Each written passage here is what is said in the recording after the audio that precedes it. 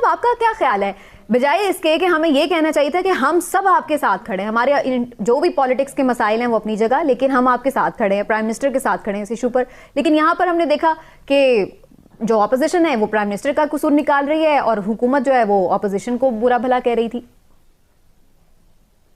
देखिए, माफ करिए, अगर आप एक मिनट भी तवज्जो ये फेल्ड को दे रहे हैं जिनको कोई पता ही नहीं है फॉरेन पॉलिसी के बाद एडमिनिस्ट्रेशन के बारे में, दे नो नथिंग। ये कश्मीर का हिस्ट्री क्या जानते हैं इन लोग? इसलिए कि वो बेटी है वो आ गई है ना। तो please don't be put off by this. इसका कुछ मकसद ही नहीं है। अगर आप बात करना चाहते हैं, सीरियस कोई डिस्कशन हो, इन लोगों की क्या बात आप सुन रहे हैं? बात करें आप वो बाइडेन एडमिनिस्ट्रेशन या मैं कहूं कामला एडमिनिस्ट्रेशन के बारे में।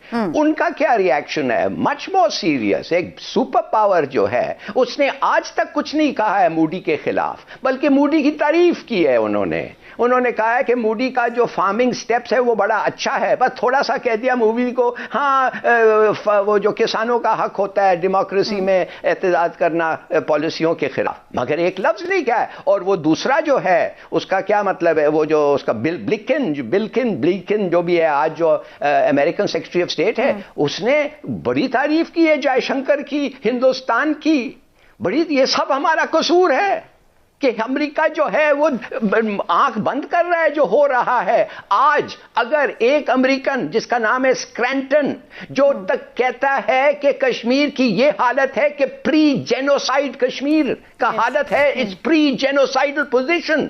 ये आदमी जो है डिप्लोमेट है, ये आदमी जो है सिक्योरिटी काउंसिल में अमेरिकन का नुमाइंदा रहा है, रेजोल्यूशंस ड्राफ्ट किए हैं, एक्सपर्ट है। आप जाके ये फेल्ड, ये जो एंट्रेंस एग्जाम फेल करके अपने बाप के कंधे पे जाना चाहिए, इनकी बातें हमारे पॉलिटिशियंस उस पे इतनी। अच्छा, लास्टली इसमें आपने चूंकि अब बात कर दी है इंडिया, भारत का इस अरसे में जो माशी वजन बढ़ा है, भारत की जो इकोनॉमिक माइट बढ़ी है, उसके नतीजे में दुनिया भर की जो अक़वाम है, जो बड़ी बड़ी ताकतवर मुल्क हैं, जिस तरह के सिक्योरिटी काउंसिल के 6 में से 5 मेंबर हैं, चीन के अलावा बाकी तमाम 5, चीन के अलावा बाकी 5 मेंबर हैं सिक्योरिटी काउंसिल के। तो चीन को छोड़ के जो चारों मेंबर्स हैं वो भारत के हमनवा बन गए हैं। मगरबी ताकतें, दुनिया भर की रियासतें, मुसलमान मुल्क भी, एक आध को छोड़ के आप देखिए तुर्की और मलेशिया आपको नजर आता है पाकिस्तान की सपोर्ट करता हुआ, वो भारत की हाँ में हाँ मिला रहे हैं। और पाकिस्तान की जो माशी कमजोरी है उसकी वजह से जो पाकिस्तान की एक सफारती कमजोरी पैदा हुई है, उसमें हम कश्मीरियों की उस तरीके से मदद नहीं कर पा रहे जिस तरीके से हमें करनी चाहिए। अच्छा खान साहब, ये सारी सूरत हाल अभी यही वजह है कि भारत मुआशी तौर पर कहीं ना कहीं वजन में ऊपर चला गया है?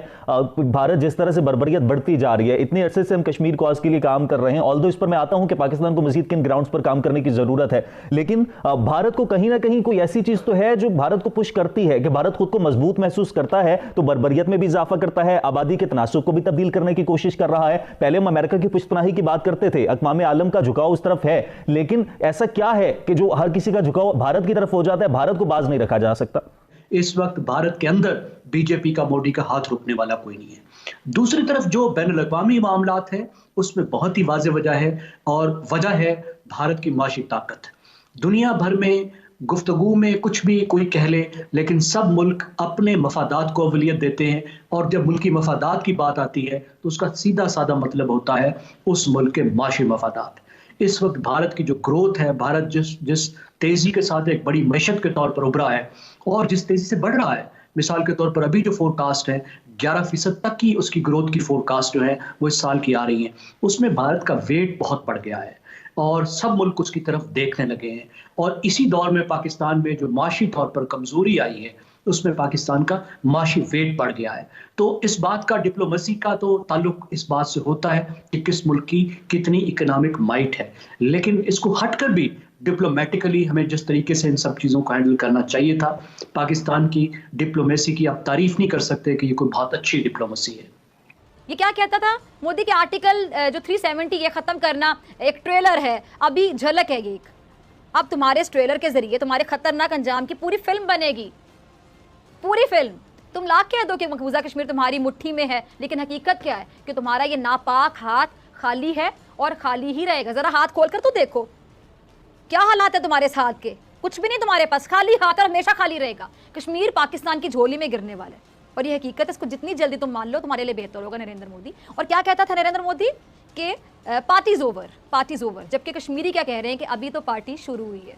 मुसलमानों के खून से होली खेलने के शौकीन इस घटिया शख्स की उल्टी गिनती शुरू हो चुकी है। याद रखिएगा मेरे अल्फाज, अपना भारत से संभाल।